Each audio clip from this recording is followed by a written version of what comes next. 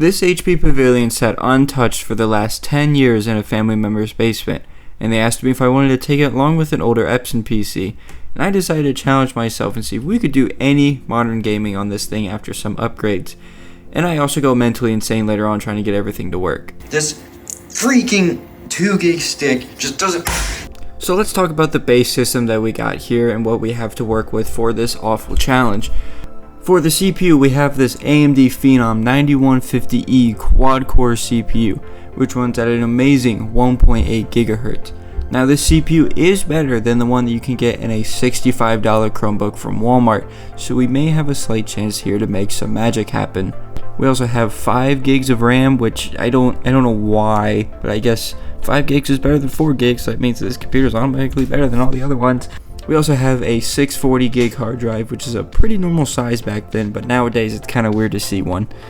And for the graphics, we have the worst NVIDIA GPU, the GeForce 6150 SE. Now I did a video on this a few years ago, which you should definitely watch, where I tried to do literally anything remotely modern on it, and it struggles terribly. Can this water bottle stop? And the best part is that this 6150 SE in this PC doesn't even work with Windows 10. Anytime you try to load into Windows 10, it just artifacts. You don't even need to have the drivers installed, it just starts artifacting and freaking out. So that's for sure the first thing that we need to upgrade if we're going to want to do anything remotely modern on this, like install Windows 10 or play Minecraft or something like that. So now that you know what the base specs are, let's have my past naive self talk to you about the upgrades and how the upgrade process went. So there's a few things that we need to do before we can prep this thing for upgrades. I cleaned out most of it, but I didn't clean out the CPU cooler or the fans, and I didn't reapply thermal paste either, which I'm definitely going to want to do. So I'm going to go ahead and do that before we go ahead and throw in the upgrades.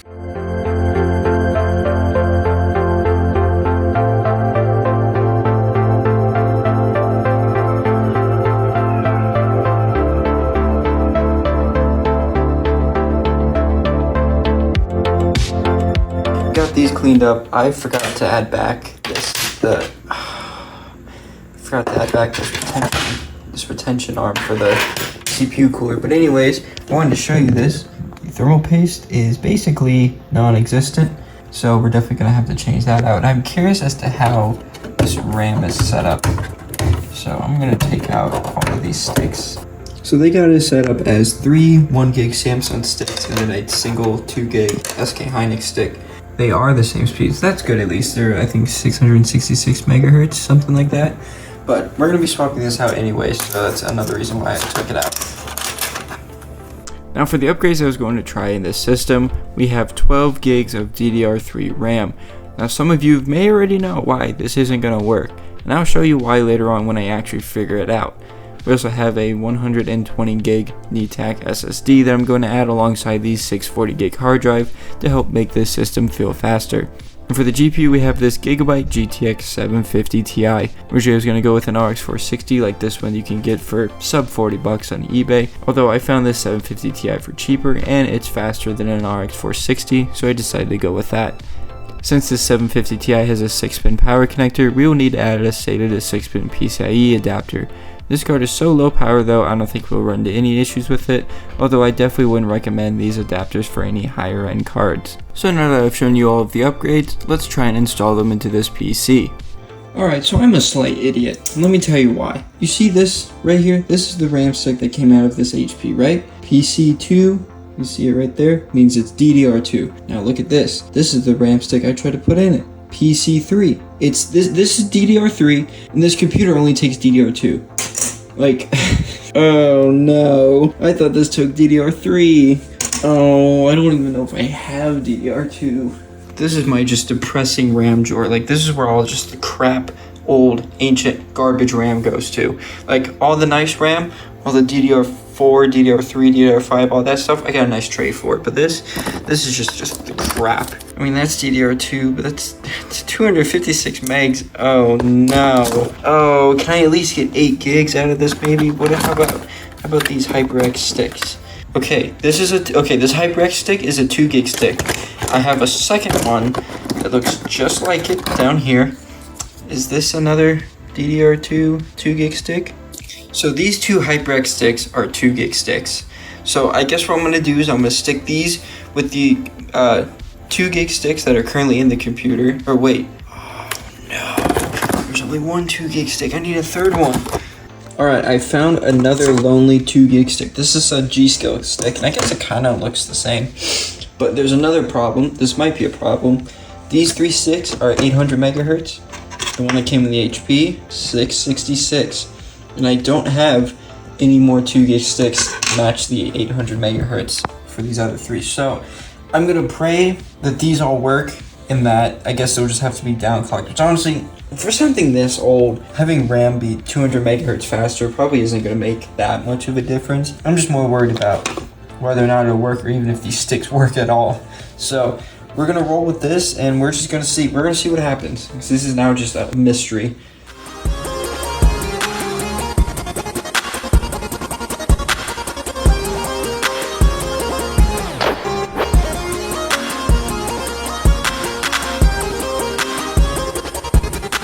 Alright, I got everything installed, and other than the RAM fiasco, it actually wasn't too bad. I had to move some cables to get this 750 Ti to fit in, but thankfully, this is a small little card, so it fit in here pretty well. Now, I'm debating on whether or not I want to just cut the zip tie and see if I can do better than HP's cable management.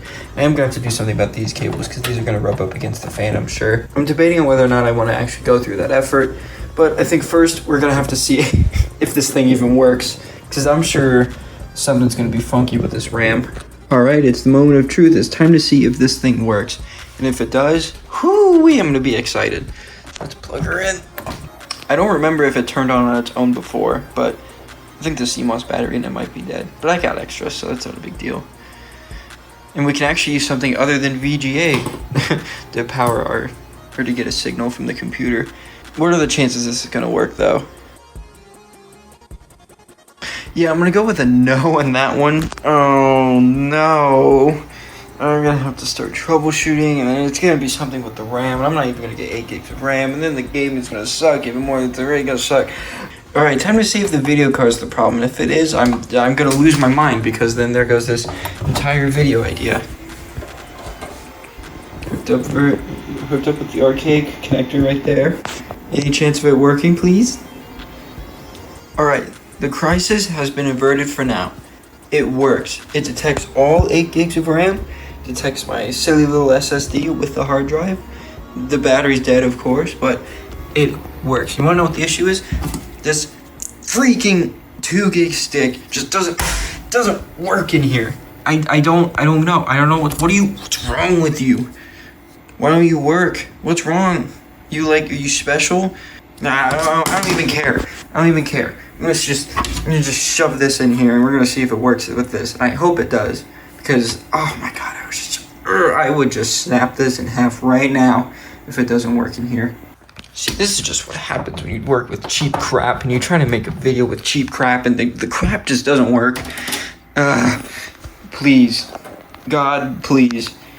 Even though if you don't work, I'm not gonna snap you in half. I don't even think I could do that. I don't think I'm that strong. Oh, wait.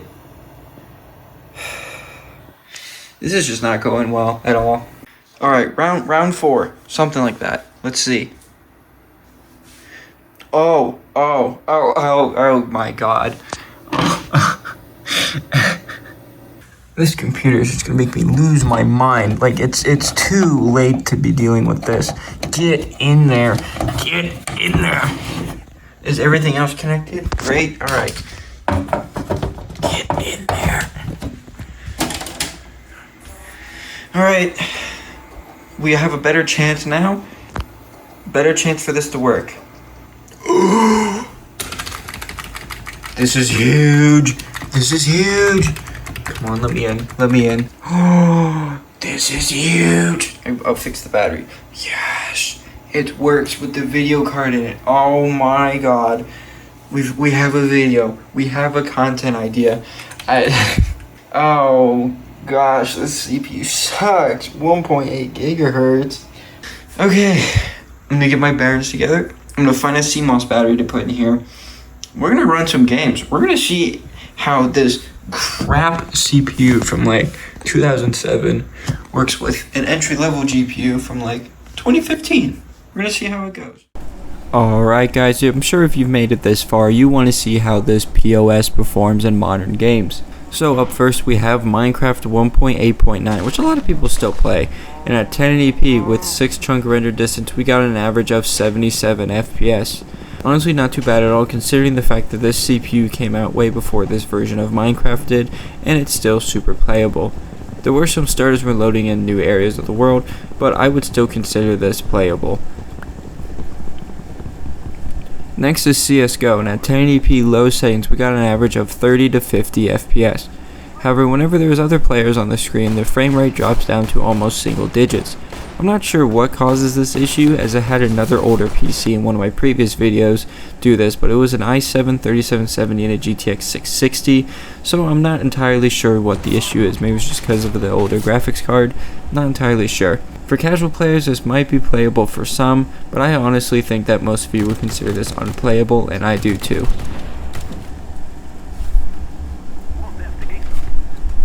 Next is BeamNG Drive, and at 1080p normal settings we got an average of just 13 FPS.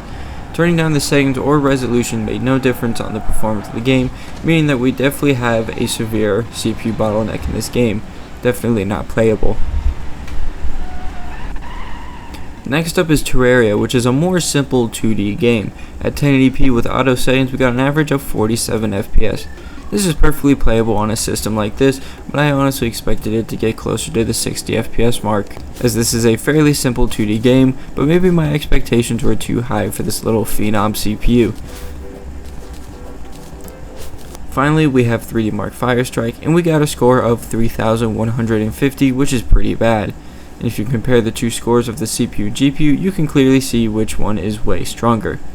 Oh, and also, Fortnite just crashed anytime you try to launch it. I would have loved to try and run Fortnite on this, but I guess you won't be able to. So as you saw, this thing is pretty bad for any modern gaming, with the exception of a couple light titles like Terraria and Minecraft. I'm sure if I ran games from the same era as this PC, it would probably run very well, and this would honestly probably be a great Windows XP era gaming PC. But for modern titles, this just ain't it. However, with the SSD and RAM upgrade, using this computer as an office computer like web browsing, watching YouTube videos, doing documents and all that type of stuff, it actually does pretty well. And you can even do 720p YouTube playback without dropping any frames. So I hope you guys liked watching the pain and suffering that I went through to get all this to work, along with the horrible benchmark numbers. I honestly thought I was going to be able to sell this as an ultra cheap entry level gaming PC for like $100 or less, but honestly this is just so bad. I'm going to take my 750 Ti back, throw in this cheap Nvidia Quadro 400 card that I have, and just sell it as an office PC. And at least with the Quadro 400 you can connect modern displays to it, and it has support for Windows 10. So I hope you guys enjoyed this, and I will see you in the next video.